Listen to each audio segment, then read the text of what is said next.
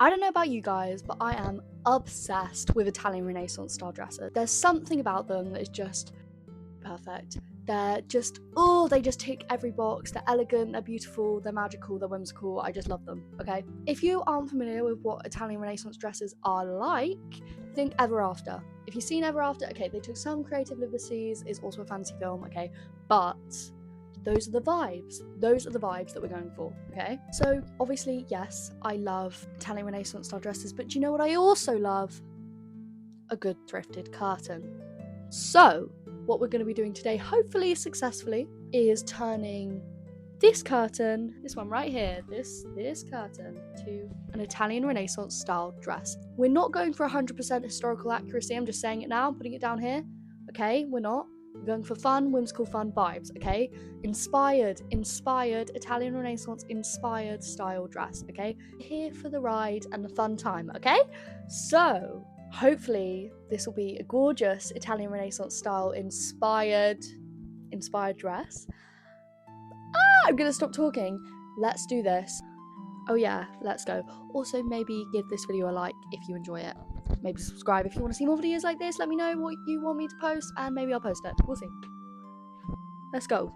So before we get right into the actual making process of the dress, here is a look at the design. We're going for a red with gold accents and a white chemise underneath. So obviously working with the colours we've got in the curtains. So hopefully it will end up looking something like this. Okay, so first things first, we've got the skirt. This is actually super easy to make because it's literally all just one panel that's pleated at the top. I first started by laying out the fabric flat on the floor. I don't have too much floor space, but we're working with what we've got, okay? Like I said, it's one panel, but because we want the back to flare out a little, we're cutting on a curve, not a straight line for the hem. To know where to cut, I took the measurement both from under my bust to my ankle, and then at the same point from my back, to as long as I wanted the skirt to sit and flare out on the floor, if that makes sense. I marked this line out in chalk first before cutting it, so I could be confident with the lines that I was cutting. I then pleated the top, holding the pleats in place with pins just to see where we were at. So this is what we're currently working with, okay? So see the vision? If not, just trust the process, we'll get there. The bodice. So I started by drafting my own pattern and making a little mock-up. Because the bodice just covers my bust, it was super simple because it meant I didn't have to deal with the complicated curves of my torso, waist and hips, which if you know anything about making patterns, makes your life a whole lot harder. I cut 5 panels using my measurements and made them roughly symmetrical. It doesn't matter too much because as I'm pinning this to myself, it will change anyway. Plus, pretty much no one has a symmetrical body, especially not me. I'm very wonky, okay?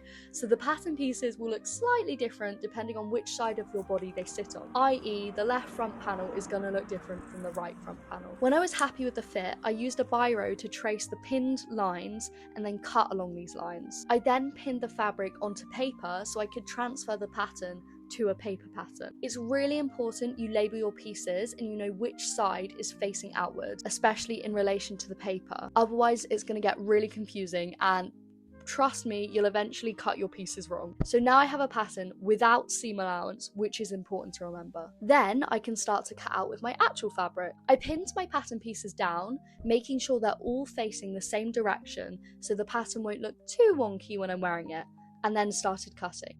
This should be a pretty simple process, but remember what I said earlier about labeling your pattern pieces clearly.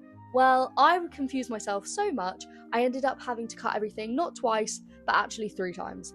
Luckily, I had lots of material to work with, but I actually didn't like the bodice being all the same curtain fabric because I just thought it looked too samey with the skirt, so I wanted to switch it up instead. So I switched it out for a slightly orangey red fabric I got from a table runner, which I also thrifted. I love how this looks so much more and I'm just obsessed with it. The brocade style fabric on the edge just adds that bit of detail that I want to see.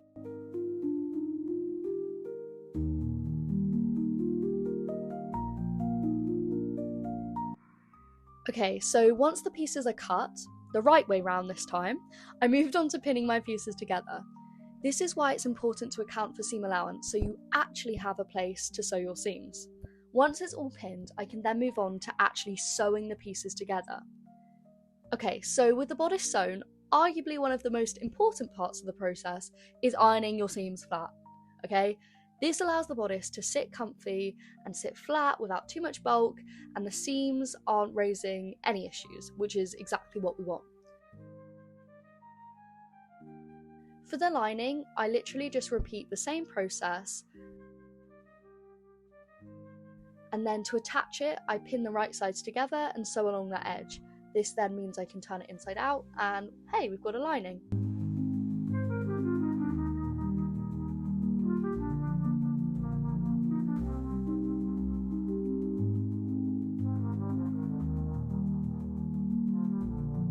Then I neatened up the armholes by folding over the raw edge and slip stitching by hand. To add the finishing touch to the overdress, I then need to add the eyelets. I chose gold to complement the dark red and to give an overall cohesive look. I got my favourite block of wood and used my tools to hammer the eyelets in place.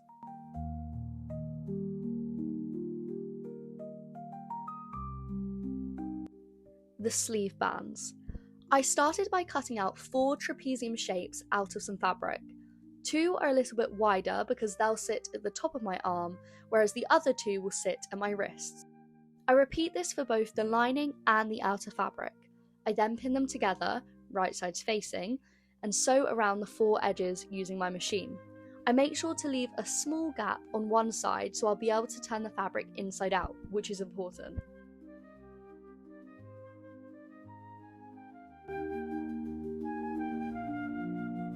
I trim any excess, then after turning the fabric inside out, I iron the pieces flat. This means I can now start adding the eyelets. Now, this took forever, and when I say that, I mean forever.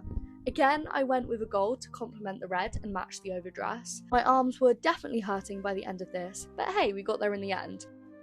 I think it was something ridiculous like 24 eyelets. I don't know, I need to count, but it was too many.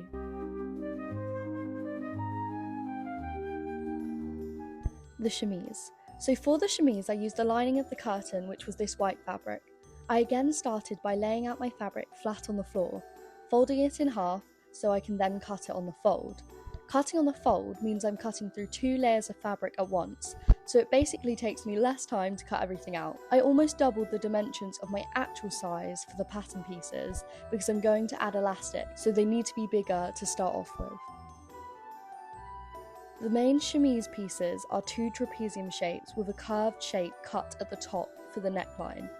The sleeve pieces were 2 wide rectangles cut from the same fabric. I pinned the edges and the shoulders together to prepare them for sewing. I then attached the pieces with French seams, which are durable and strong. They are more time consuming but are definitely worth it. I hemmed the raw edges with a rolled hem, which I later ironed flat so it would sit smoothly. I used elastic thread, threaded within the bobbin of my machine, to essentially shirr the fabric at both the neckline and the sleeves. This gathers the fabric and elasticates the points where it's sewn. Then we're pretty much done.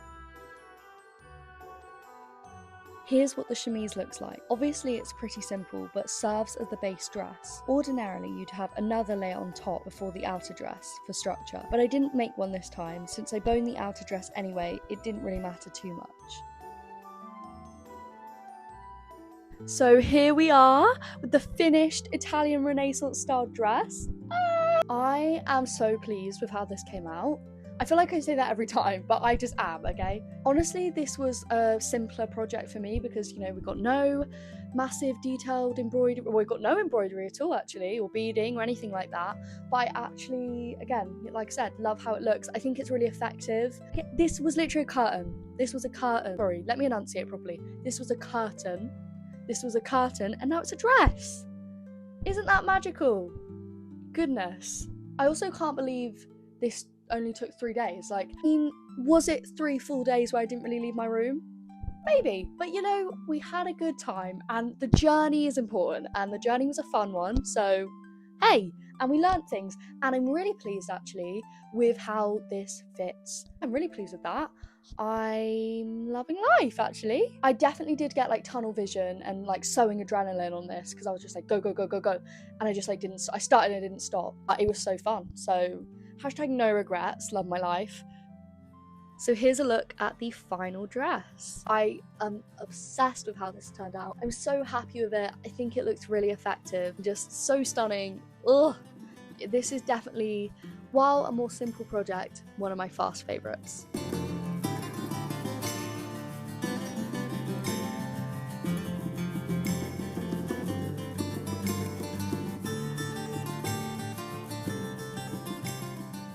If you like this video, cheeky little like, cheeky little subscribe maybe. Hey, it would make me happy if you would like this video. Yeah, so I hope you enjoyed this. If you didn't, don't tell me. And maybe I'll see you in the future, who knows. I'm gonna go, I'm gonna stop yapping, I'm gonna leave. Keep sewing.